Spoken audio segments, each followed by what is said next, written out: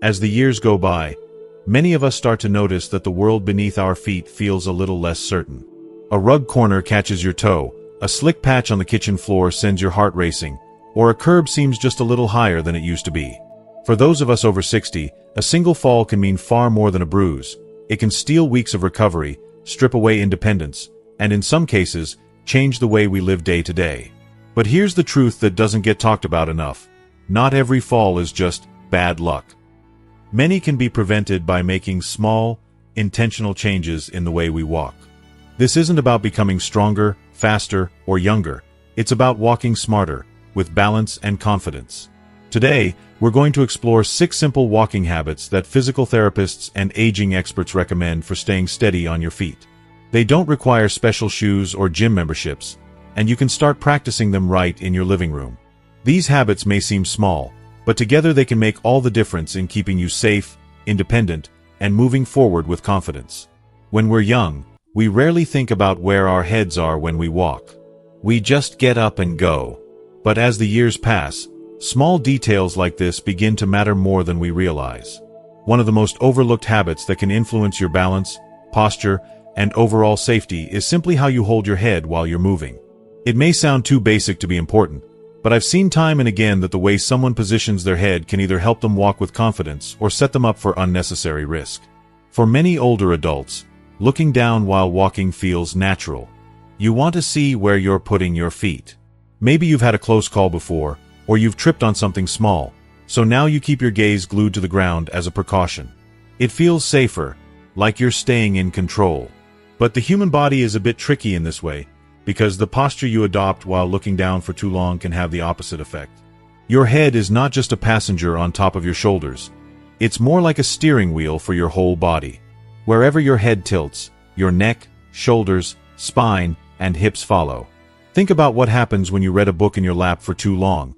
Your neck bends forward, your shoulders round, and before you know it, you're slouching. Now imagine walking like that every day. Over time, that forward-leaning posture shifts your center of gravity ahead of your body. Your steps become shorter, your upper body carries more of your weight, and you lose some of the natural alignment that keeps you balanced. This forward shift also affects your ability to scan your surroundings. When your eyes are mostly locked on the floor, your brain isn't processing what's further ahead, obstacles, changes in surface, or other people moving toward you. You might not see a crack in the sidewalk until it's right under your foot, leaving little time to adjust. Ironically, the very act of trying to be careful by staring down can put you in more danger. The key is learning to split your attention in a way that keeps you both aware of your steps and fully in tune with your environment. Physical therapists often recommend something called the 20-80 rule for head and eye position. That means you should spend about 80% of your walking time with your head up, eyes looking forward, and only about 20% glancing down to check your footing.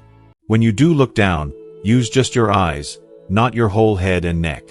This keeps your spine aligned and your posture upright, while still giving you the chance to monitor where you're stepping. Looking forward doesn't mean staring off into the horizon. It's about focusing 10 to 15 feet ahead. This range allows your brain to process potential hazards well before you reach them. If you've ever watched an experienced hiker navigate a rocky trail, you'll notice they're not constantly staring at their feet. They glance down occasionally, but mostly they're scanning ahead, letting their peripheral vision fill in the details. This same principle works whether you're walking in a park, through your living room, or down the aisle of a grocery store. Of course, habits are hard to break, especially ones that feel tied to safety. If you've been looking down while walking for years, lifting your head may feel strange, even risky.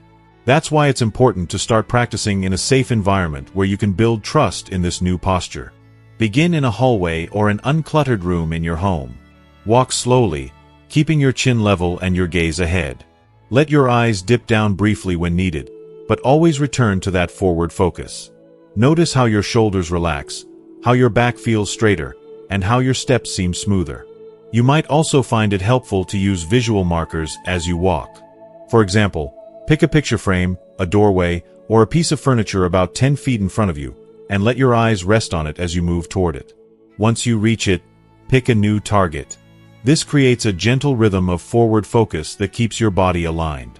Another thing to remember is that lifting your head doesn't just help your balance. It also opens your airway and improves your breathing. When you're hunched over, your chest is compressed, making it harder to take full breaths. Standing tall allows your lungs to expand more fully, delivering more oxygen to your muscles and brain. That extra oxygen can improve both your physical endurance and your mental clarity, making you more alert and responsive while you move. I once worked with a gentleman named Frank, 76 years old, who had a habit of walking with his chin nearly touching his chest. He said it made him feel more secure because he could see every step. But Frank had also started to feel unsteady, especially when walking outside. After watching him walk, it was clear that his posture was pulling him forward, forcing his legs to work harder just to keep him upright. We started practicing the 20-80 rule in his driveway, with me walking alongside him for reassurance. Within a week, he said he felt lighter on his feet. After a month, he could walk around his neighborhood without constantly staring at the ground, and he admitted he hadn't realized how much he'd been missing out on by not looking up. That's another hidden benefit of keeping your head up. You reconnect with the world around you. You notice the changing colors of the leaves, the neighbor waving from their porch, and the way the sunlight hits the sidewalk. Walking becomes less about fear and more about engagement. This mental shift can be just as powerful as the physical improvement in your balance.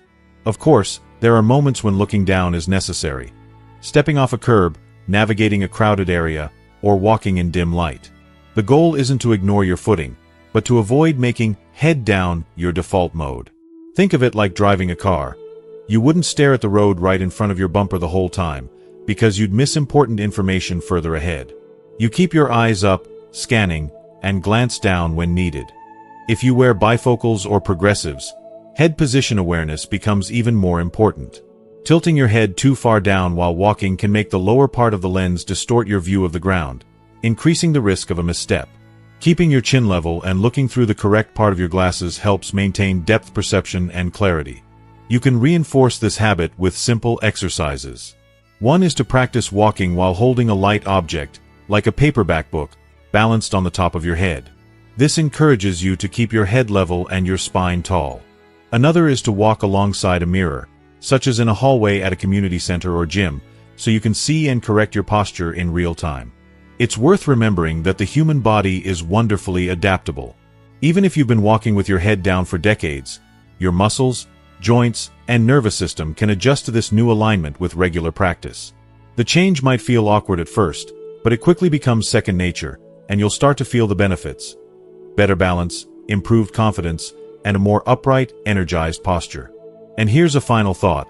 Keeping your head up is as much about mindset as it is about mechanics.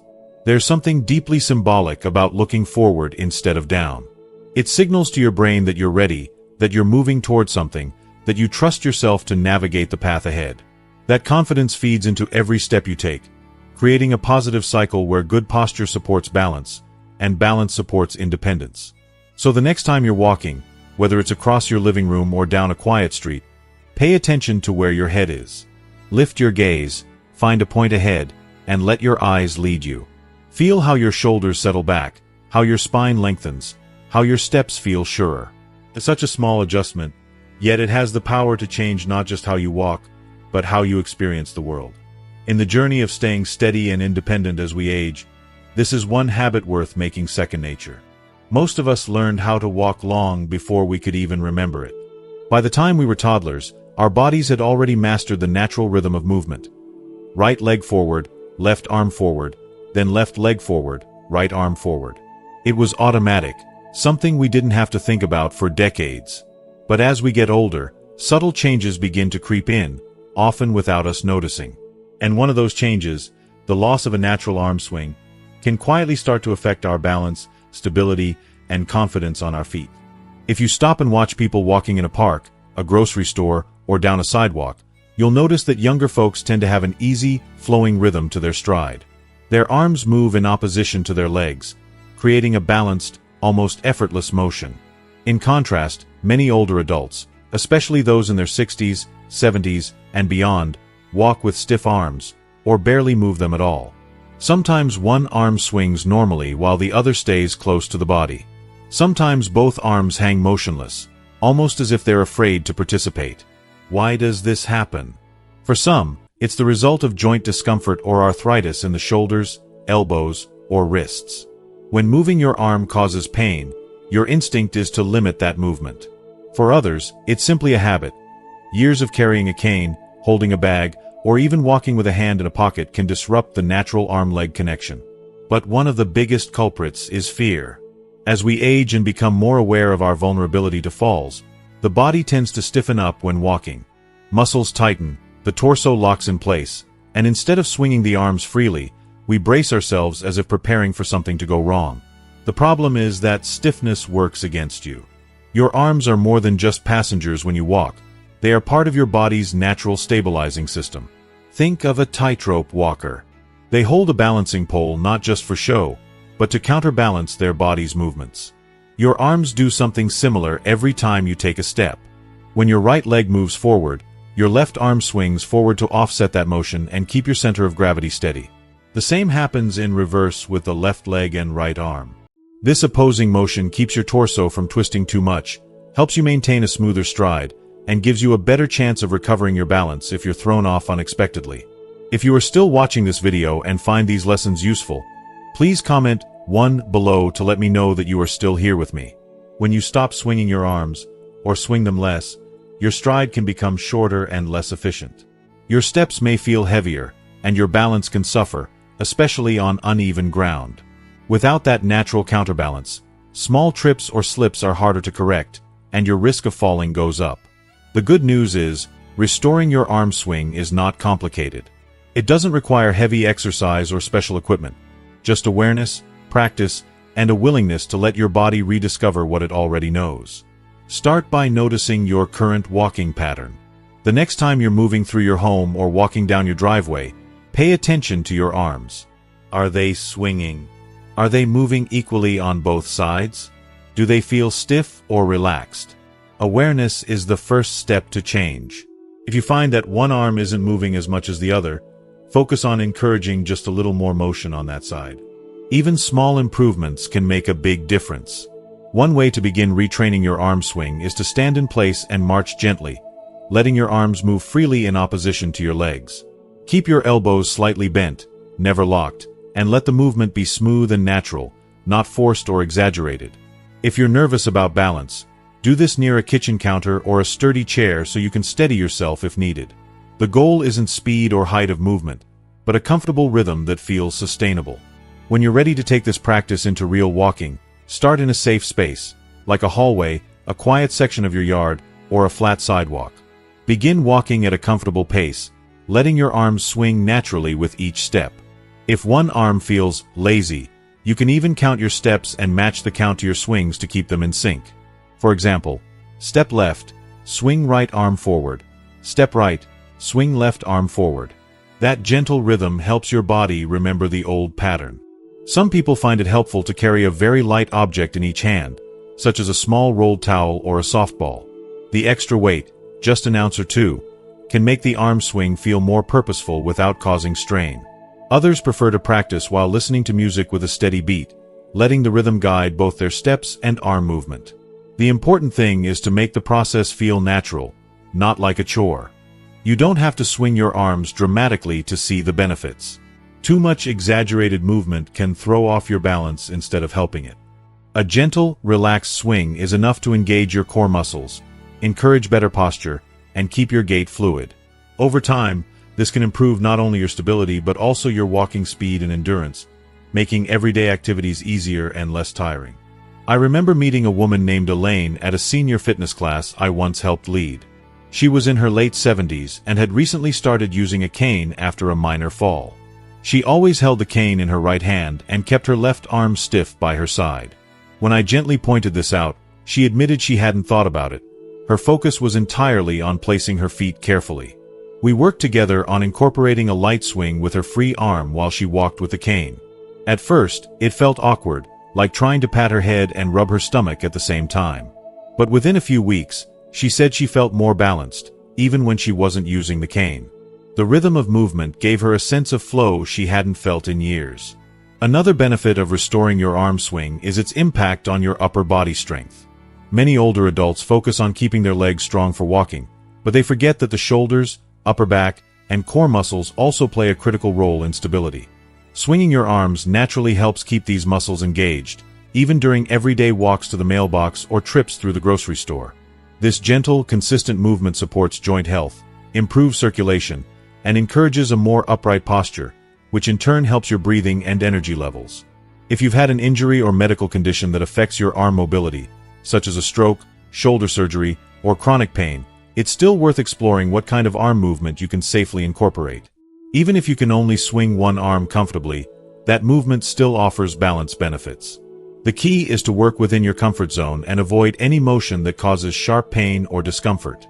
In such cases, consulting with a physical therapist can provide personalized guidance and safe exercises to gradually increase your range of motion. One simple habit you can start today is what I call arm check moments. Before beginning a walk, whether it's across your living room or around the block, pause for a second, roll your shoulders back gently, bend your elbows slightly, and remind yourself to let your arms move. This small mental cue can set the tone for the rest of your walk, keeping you aware of your rhythm without having to overthink it. Walking is something we often take for granted until it starts to feel unsteady. But balance is a whole body activity, and your arms are an important part of the equation. They are quiet helpers, working in the background to keep your steps smooth, your body centered, and your mind connected to your movement. By paying attention to them and encouraging their natural rhythm, you can enhance your stability in ways you might not expect. So the next time you head out for a walk, imagine your arms as gentle pendulums, moving in harmony with your steps. Feel the way they help guide your stride, absorb small shifts in your weight, and keep you anchored to the ground beneath you. It's a simple adjustment, but one that can bring back a sense of ease, confidence, and even enjoyment to every walk you take. Over time, you may find that swinging your arms isn't just about preventing falls. It's about reclaiming the natural, fluid way your body was always meant to move. If you think about it, walking is something most of us have done every single day for decades without giving it much thought. It's so automatic, so deeply wired into our brains and muscles, that we rarely stop to consider how we do it. But as we get older, the way our feet meet the ground can start to change, sometimes so gradually we don't even notice. And yet, this small change in our walking pattern can have a surprisingly big effect on our balance, stability, and safety. One of the most important aspects of walking well, especially after the age of 60, is something physical therapists call the heel-toe landing. It's exactly what it sounds like, placing your heel down first, then rolling your foot forward to the ball, and finally pushing off with your toes. This is the way our bodies were designed to walk. It's how we absorb shock with each step, how we maintain alignment from our ankles up to our hips, and how we keep our movements smooth and balanced. When you're young and active, you probably don't think about this sequence at all. It just happens naturally. But over the years, factors like joint stiffness, reduced ankle flexibility, muscle weakness, or even the fear of falling can subtly alter the way you step. You might start putting your whole foot down flat at once, or landing on the balls of your feet instead of your heels. For many older adults, shuffling replaces that natural rolling motion. At first, this might feel like a safer, more cautious way to walk. After all, if you keep your feet closer to the ground, you might think you're reducing your chances of tripping. But the truth is, shuffling often increases your risk. Here's why. When you land flat-footed or on your toes, your body misses out on the built-in shock absorption that happens when your heel strikes first. The impact travels differently through your joints, which can make your steps less stable. Your stride often becomes shorter, and your feet may not lift as much, making it easier to catch a toe on a rug, threshold, or uneven surface. Over time, the muscles in your lower legs and feet can weaken from lack of use, and your walking can become even less secure. The good news is that you can retrain your body to use the heel-toe pattern again, even if it's been years since you last walked that way. It's a matter of awareness, patience, and practice. Much like reminding yourself to stand up straighter after years of slouching. Once you reintroduce this habit, you'll notice how much smoother and more confident your walking feels. A good place to start is in a safe, uncluttered space in your home, where you can focus entirely on your steps without worrying about obstacles. Stand tall with your shoulders relaxed, and as you take your first step, think about letting your heel make contact with the floor before anything else. Then, allow your foot to roll forward naturally, letting your weight pass through the arch, over the ball of your foot, and finally pushing off gently with your toes. It's not about taking big steps or forcing the movement. It's about rediscovering that easy flow you've had since childhood. If you're not sure whether you're doing it right, try walking barefoot on a soft surface like a folded towel or a carpeted area. The texture under your feet will give you more sensory feedback, helping you feel each stage of the step. Another option is to practice slowly, even exaggerating the movement at first to make the pattern clearer. Over time, as it becomes more natural, you can let the motion settle into a comfortable rhythm. I once knew a man named Walter, who at 81 had begun shuffling everywhere he went. His daughter worried about him constantly, especially after he tripped over the lip of a doormat and fell in his hallway. When we talked about his walking, Walter admitted he hadn't even realized he was shuffling. "I guess I just got used to it," he said. We worked together on heel-toe walking, starting with a few slow laps across his living room. He practiced every day, first with a hand lightly on the back of a chair for balance, then without support. Within a couple of weeks, he told me he felt more grounded, like his feet were truly connecting with the floor again.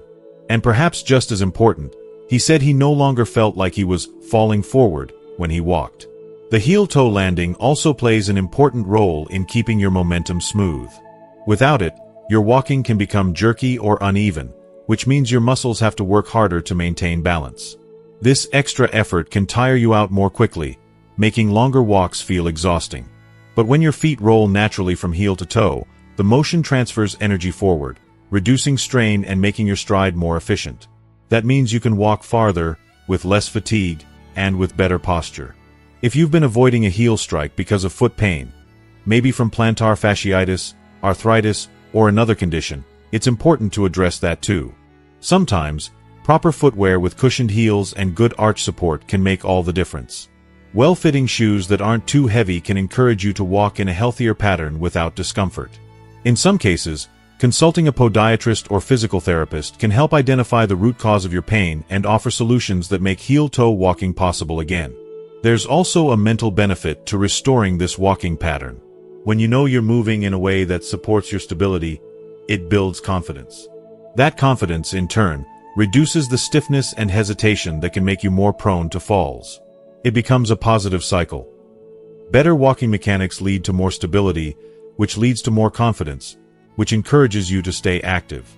And staying active, as you know, is one of the best ways to maintain independence as you age. To keep yourself on track, you can add little cues throughout your day. For example, whenever you step through a doorway, remind yourself, heel first.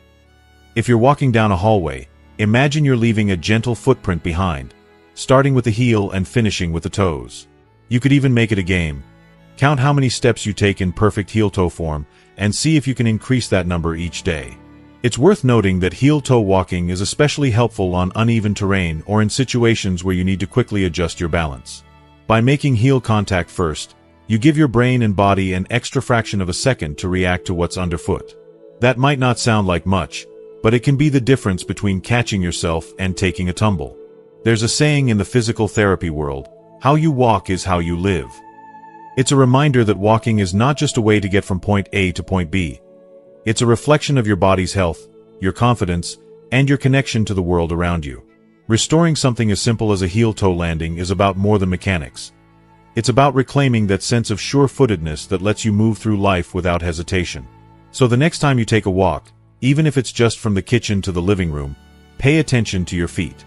Notice whether your heel greets the ground before your toes. Feel the gentle roll forward, the push-off, the smooth transition into your next step. Give yourself permission to slow down and savor that rhythm. With time and practice, this will become second nature again, and each step will feel just a little more secure, a little more confident, and a lot more connected to the steady, capable person you still are. This small change, made consistently, can quietly transform your walking. It's not flashy, it's not complicated, and it doesn't require any special training. But it's one of those little habits that pays off in big ways, helping you stay steady, safe, and independent for the years ahead.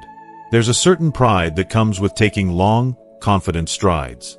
Many of us grew up hearing that walking quickly, with purpose, was a sign of health and strength. We remember the days when we could cross a room in just a few big steps, our legs carrying us effortlessly. But as the years pass, our bodies change in ways that make those long strides less of an advantage and more of a hidden risk. The truth is, as we get older, shorter steps can be one of the smartest, safest habits we can develop. And once you understand why, you may never look at the way you walk the same way again. When you take a big step, your front foot lands far out ahead of your center of gravity. That means, for a brief moment, most of your body weight is behind your lead foot. It's a position that demands strength and quick reaction from your legs, hips, and core to keep you steady. If everything goes smoothly, you don't notice the strain. But if something unexpected happens, a slippery tile, a crack in the sidewalk, a loose rug, your body has less time to correct itself. Your weight is already committed forward, and your balance is more likely to break. On the other hand, shorter steps keep your body weight centered over your feet. Your base of support is more stable, your reaction time is faster, and you have more control over your movements. Think of it like carrying a tray of glasses across a crowded room.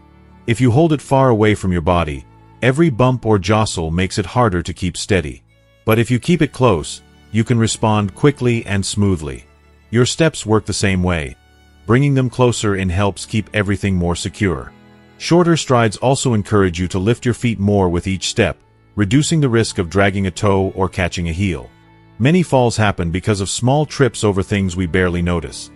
The corner of a doormat, a threshold, or the edge of a rug. When you shorten your stride, you tend to move with a slightly quicker rhythm, which naturally lifts your feet higher and clears those small hazards more easily. For those who use a cane or walker, small steps make an even bigger difference. Long strides can pull you away from your support, forcing you to lean or reach farther than is comfortable. With smaller steps, your assistive device can stay in sync with your movement, giving you steady, reliable support with each pace. I remember working with a woman named Ruth, who was 79 and still loved going on walks around her neighborhood. She prided herself on keeping a good pace, but she often took large strides, almost lunging forward with each step. One afternoon, she tripped on an uneven section of sidewalk. Luckily, she didn't break anything, but it shook her confidence. When we talked about her walking pattern, I suggested trying shorter steps. At first, she resisted. She didn't want to feel like she was slowing down. But when we practiced, she realized her walking speed didn't have to drop at all. In fact, with a quicker, smaller stride, she could move just as fast while feeling more stable. Within a few weeks, she said she no longer felt like she had to brace herself for each step, and she could enjoy her walks without the constant fear of falling. If you are still watching this video and find these lessons useful, please comment 2 below to let me know that you are still here with me. Making the switch to smaller steps starts with awareness. The next time you walk across a room, count how many steps it takes you to get from one end to the other. Then, on your return trip, consciously shorten your stride and take quicker, lighter steps. Count again. You'll probably notice you take more steps, but you'll also feel more in control. That extra step or two in exchange for greater safety is a trade worth making. Another way to practice is to imagine you're walking along a narrow path, just wide enough for your feet and a few inches on each side. This mental image encourages you to keep your steps compact and centered, rather than stretching out too far ahead. You can also try stepping to the beat of a song with a moderate tempo. The rhythm can help you keep your steps shorter and your pace consistent without having to think about it too much. Shorter steps aren't just about preventing falls. They can also reduce strain on your joints. Long strides put more pressure on the knees and hips, especially when landing with most of your weight ahead of your body. Smaller steps distribute the impact more evenly, which can make walking more comfortable if you have arthritis or joint stiffness. Over time, this can help you stay active longer without discomfort, cutting your walks short. Some people worry that shorter steps will make them look unsteady or old. But the reality is, this walking style can appear smoother and more controlled. It's the difference between moving with caution and moving with confidence. A person taking small, quick, deliberate steps often looks more sure-footed than someone taking big, wavering strides. If you're used to long steps, the change might feel strange at first. Your muscles have been trained for decades to move in a certain rhythm, and breaking that habit can take some time. Start with just a few minutes of mindful walking each day, focusing on keeping your strides short and your weight centered. Over time, it will begin to feel natural. One of the best places to practice is in your own home, where the environment is familiar and safe. Hallways are especially good for this. They give you a straight, narrow path that naturally encourages smaller steps. You can also practice in grocery store aisles, community center hallways, or even while walking your dog. The more situations you apply the habit in, the more automatic it will become. There's also a psychological benefit to walking this way. When your balance feels secure, your mind can relax. You're no longer thinking about every single step or bracing for a fall, so you can pay attention to the world around you. Greeting a neighbor, noticing the flowers blooming, or simply enjoying the sunshine on your face. That mental ease can make walking something you look forward to again, instead of a task filled with worry. I once read about a man in his early 80s who had fallen twice in 1 year. He began avoiding long walks altogether, afraid of another accident. His physical therapist introduced him to the concept of small steps, and within months, he not only returned to his daily walks but started venturing out on short hikes with a local senior group. He said the shorter stride felt like putting the ground under me instead of chasing after it, which gave him a sense of control he hadn't felt in years. If you want to take this even further, you can combine shorter steps with other safe walking habits, like the heel-toe landing and keeping your head up. Together, these small adjustments create a walking style that's stable, efficient, and kind to your body. Think of it as fine-tuning the way you move, small changes that add up to big results over time. It's easy to underestimate the power of something as simple as adjusting your stride length. But for older adults, this single habit can be a game changer. It doesn't require special shoes, gym equipment, or hours of training. You can start right now, wherever you are. All it takes is the decision to keep your steps a little shorter, your weight a little more centered, and your body a little more ready to respond to whatever comes your way. Walking is more than just getting from point A to point B. It's a daily act of independence, a way of saying, I'm still moving forward. By choosing to walk with smaller, more deliberate steps, you give yourself the gift of stability, safety, and peace of mind. You'll find that you can still go wherever you want. Only now, you'll get there with greater confidence, steadier footing, and the quiet assurance that you're protecting the freedom to keep moving for years to come. As we get older, we often hear reminders to keep your legs strong, so we can stay mobile and independent. That advice is true, but it's only part of the picture. What many people don't realize is that your balance doesn't start with your legs, it starts with your core. The muscles in your abdomen, lower back, and hips form the foundation of every movement you make. Whether you're walking across a room, bending to pick something up, or reaching for a can on a high shelf. If those muscles weaken, even the strongest legs will have to work harder to keep you steady. Think about your core as the body's control center. It's not just about abs or looking fit. It's the deep network of muscles that wrap around your middle like a built-in support belt. These muscles stabilize your spine, keep your posture upright, and help you adjust quickly when something shifts your balance.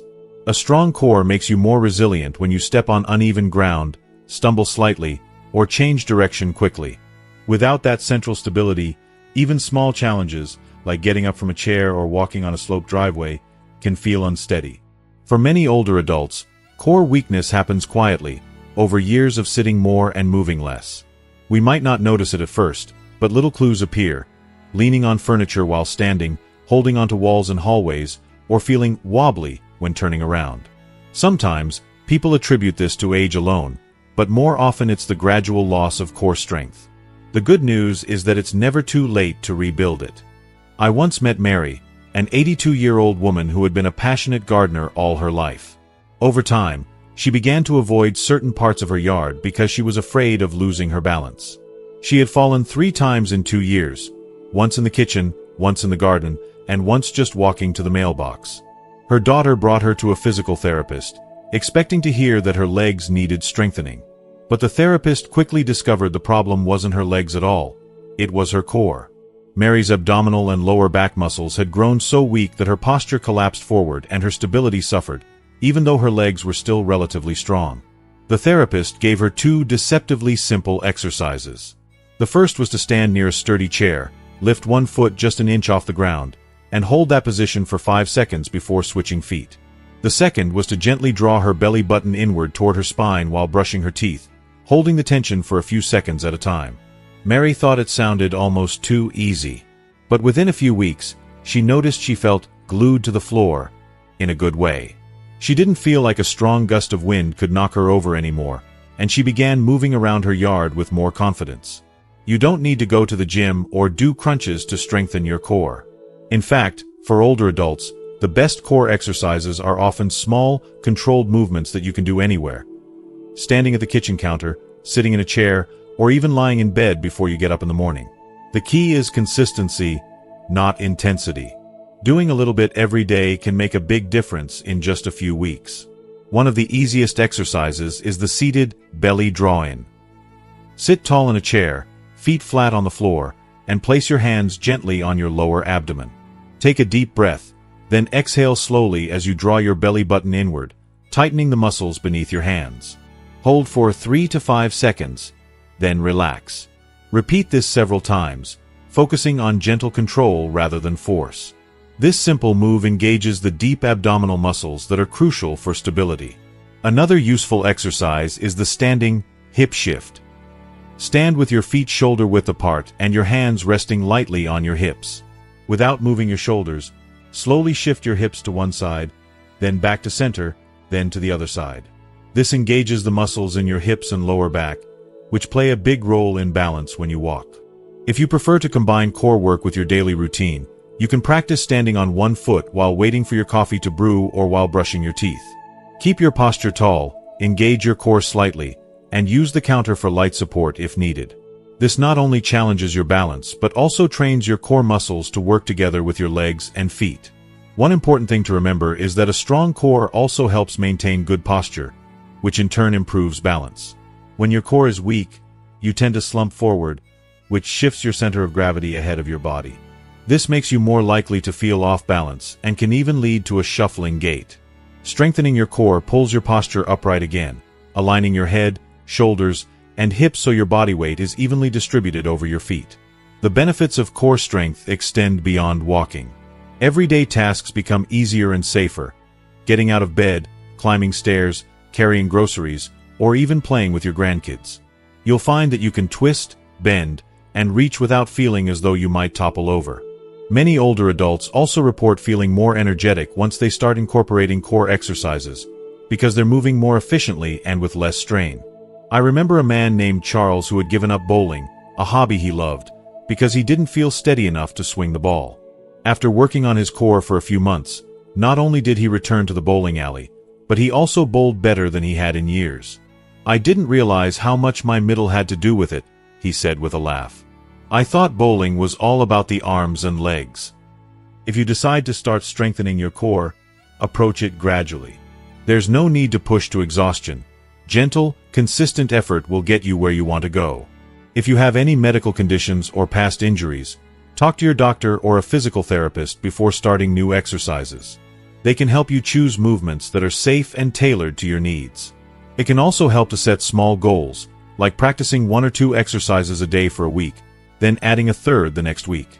Over time, you can build a short routine that fits easily into your daily life. The more you integrate these movements into ordinary moments, like while watching TV or waiting for the microwave, the more natural they'll become. Some people worry that it's too late to make a difference, but research shows that older adults can regain significant core strength at any age with regular, targeted movement. The body is remarkably adaptable, even in our 70s, 80s, and beyond. The progress might feel slow at first, but every little bit you do strengthens the muscles that keep you upright and steady. Core strength isn't about building six-pack abs or lifting heavy weights. It's about giving your body the stability it needs to keep you safe, mobile, and independent. It's about being able to walk into your garden without worrying about losing your balance, to navigate a crowded grocery store with confidence, or to get down on the floor to play with your grandchildren and know you can get back up again without struggle. If you are still watching this video and find these lessons useful, please comment 3 below to let me know that you are still here with me. So the next time you think about balance, remember to look beyond your legs. Think about the muscles wrapped around your middle, the ones that quietly hold you steady with every step you take. Nurture them, strengthen them, and they will return the favor by keeping you grounded, confident, and free to move through life on your terms. Your core is your anchor, your stabilizer, your quiet source of strength. And the more you care for it, the longer it will support you in doing the things you love. One of the most overlooked hazards for older adults isn't a flight of stairs, a cracked sidewalk, or a loose rug. It's the everyday changes in flooring that most people take for granted. The shift from carpet to tile, the edge of a throw rug, a glossy hardwood floor that catches the light just so. These are the kinds of small transitions that can quietly increase the risk of a stumble or fall. When you're younger, your body automatically adjusts to these changes without you even thinking about it. But as we age, the way our brain and body communicate can slow down just enough that these little shifts catch us off guard. The problem isn't just about strength or agility. It's about perception and timing. Our depth perception, the ability to judge changes in surface height or texture, can become less sharp with age. The same goes for reaction time. A fraction of a second's delay in recognizing a change underfoot can be enough to throw off your balance. This is especially true in situations where lighting changes quickly. Stepping from a sunny patio into a dim hallway, or walking from a bright kitchen into a softly lit living room. The eyes and brain need a moment to adjust, and if your feet are already moving, you might not get that moment. I once spoke with a man named Alan, a 78-year-old retired teacher from Indiana. He was active, sharp, and still prided himself on doing most of his home repairs. But one day, after mopping his kitchen floor, he nearly fell. It didn't look wet, he told me, but when I stepped onto it, my foot started to slide. It wasn't a lack of balance that caused the scare, it was the subtle change in surface grip combined with a slight glare from the overhead light. From that day on, Alan developed a habit that might seem unusual but made a huge difference. Every time he stepped into a new room, he would quietly name the surface in his head: tile, carpet, wood. That simple act gave his brain a split second to prepare his body for what was coming next. He never had another close call like that. This kind of awareness is something anyone can learn, and it can be a game changer for preventing falls. The first step is simply paying attention. Most of us go through our homes without really noticing the flooring under our feet. But if you start to make a conscious note of every transition, say it out loud if you like, or just in your head, you give your body the cue it needs to adjust. For example, when stepping from carpet onto hardwood, your feet will naturally experience less friction. That means you might need to take slightly shorter steps, lift your feet a little higher, or engage your core more to stay steady. If you're stepping from a smooth floor onto a rug, you might encounter a slight lip or edge that your toes could catch on. Being aware means you'll step just a bit higher to clear it. Lighting plays a huge role in how we perceive surfaces, and it can sometimes work against us. Shiny floors can create reflections that trick the eye into seeing dips or bumps that aren't there, or worse, they can hide actual hazards. If you wear bifocals or progressive lenses, be extra cautious when looking down while walking, as the lens change can distort your view of the ground. A small step down from a curb, for example, might appear flatter or deeper than it is. Another common scenario is moving between rooms with different lighting levels. When you walk from a well-lit space into a darker one, pause for a second to let your eyes adjust before stepping fully in. The same is true when moving from dark to bright. Sudden light can create glare that momentarily washes out details. That extra second or two gives your brain time to recalibrate and reduces the risk of a misstep. It's also helpful to think about footwear for floor transitions. Shoes or slippers with too slick soles can make glossy or tiled surfaces more dangerous, while overly grippy footwear can catch on carpet edges or rugs. Choosing shoes with good traction but not excessive stickiness can make moving between different surfaces smoother and safer. You can practice floor awareness in simple, everyday situations. The next time you walk through your home, pay attention to how many different surfaces you encounter. Notice how your feet feel on each one, how much give there is underfoot, how slippery or textured it feels. When you encounter a change, adjust your pace slightly, take smaller steps, and keep your weight centered. These tiny adjustments become second nature over time. For those who spend time outside, similar principles apply. Sidewalk to grass, pavement to gravel, or even a painted crosswalk stripe on asphalt, all of these can feel different underfoot. Wet leaves on a sidewalk can be as slippery as ice, and loose sand or soil can shift unexpectedly. Calling out these changes in your mind, just as Alan did, helps you prepare physically. Another strategy is to scan ahead with your eyes, looking not just at where your foot will land next, but several steps ahead. This way, you can spot transitions early and prepare before you reach them. Combine this with keeping your head up and eyes forward most of the time, only glancing down briefly to confirm your footing. This allows you to maintain good posture and balance while still staying aware of potential hazards. Even within the same room, pay attention to small variations. A patterned rug can visually disguise a wrinkle or bump. A change in floor color between tiles might signal a grout line or an uneven join. Shadows from furniture or sunlight coming through blinds can create illusions that make the floor look uneven, even when it's not. Your brain still needs a moment to interpret what it's seeing. One woman I knew, Linda, made it a habit to walk through her home once a week with a fresh perspective, as if she were visiting someone else's house for the first time. She looked for anything that might trip her up: slightly curled rug edges, furniture legs sticking out a bit too far, small changes in floor height she'd gotten used to ignoring. This not only helped her keep her space safer, but it also kept her mind sharp about noticing floor patterns and transitions elsewhere. For people who live with pets, awareness of the floor includes being mindful of toys, food bowls, or even the pet itself suddenly dart in front of you. These aren't permanent floor changes, but they're real-time obstacles that require quick adjustment. The same skills you use for noticing and adapting to surface changes will help her, too. Developing floor awareness doesn't mean walking around in constant fear. It means walking with intention. It's about giving yourself the time and mental space to process what's beneath your feet so your body can respond smoothly. This habit doesn't slow you down in the long run. In fact, it often speeds you up because you're moving with confidence, not hesitation. It's worth remembering that many falls happen not because of dramatic hazards, but because of small, ordinary ones we stop noticing. A 1-inch difference between the height of 2 rooms, a transition strip that's slightly raised, a shiny tile that's just a bit slicker than the rest. These are the details that matter. By training yourself to notice and adjust for them, you greatly reduce your risk of an accident. So the next time you move from one surface to another, whether it's carpet to tile in your kitchen, sidewalk to driveway, or wood floor to rug, take a split second to acknowledge it. Feel the difference, adjust your step if needed, and let your body adapt. Over time, this will become automatic, and you'll find yourself moving more confidently through every space you enter. Awareness is one of the most powerful tools we have for staying safe as we age. You don't need special equipment, formal training, or hours of practice. Just the willingness to stay present and notice the little details that others might overlook. By learning to identify and adapt to changes in floor surfaces, you give yourself the gift of steadier footing, fewer surprises, and the freedom to keep moving through life with security and ease. Staying steady on your feet isn't about luck or avoiding activity. It's about walking with intention. We've talked about 6 simple habits that can make a world of difference.